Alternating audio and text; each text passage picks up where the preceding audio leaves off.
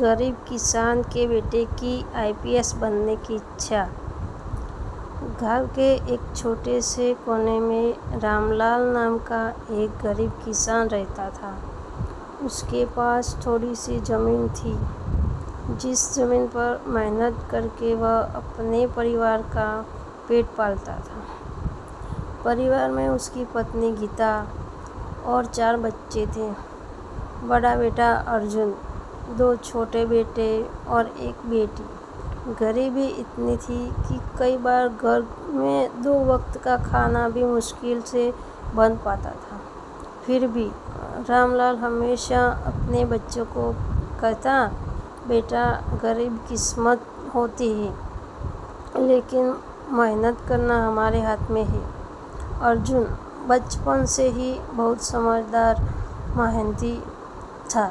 वह अपने पिता को खेतों में पसीना बहाते देखता और मन ही मन सोचता कि एक दिन वह अपने माता पिता की ज़िंदगी बदल देगा।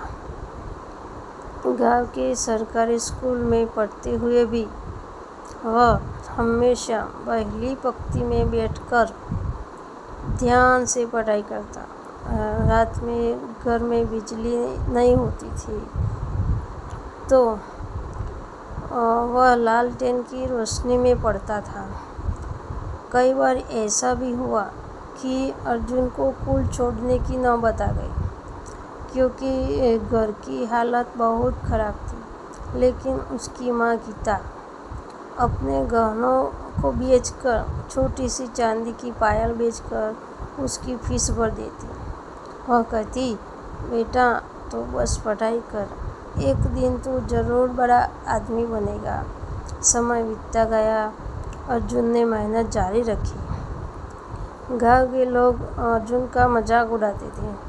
कोई कहता, गरीब किसान का बेटा अफसर बनेगा, तो कोई, लेकिन अर्जुन ने कभी हार नहीं मानी। उसने दिन रात मेहनत की और शहर जाकर प्रतियोगिता परीक्षा की तैयारी शुरू कर दी।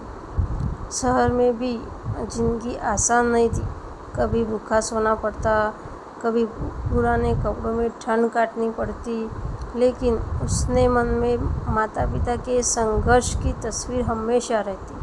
आखिरकार कई सालों की कठिन मेहनत के बाद वह दिन आ ही गया जब यूपीएससी परीक्षा परिणाम आया। अर्जुन ने पूरे जिले में पहला स्थान हासिल किया और आईपीएस में अधिकारी बन गया। जब यह खबर गांव पहुंची तो पूरा गांव खुशी से झूम उठा। रामलाल की तो आंखों में आंसू बहने लगे। वह आसमान की तरफ देखकर बोला, हे भगवान, आज मेरी मेहनत सफल हो गई। कुछ महीनों बाद अर्जुन पुलिस की वर्दी पहनकर सरकारी गाड़ी से अपने गांव लौटा। गांव के लोग उसे देखने के लिए इकट्ठा हो गए।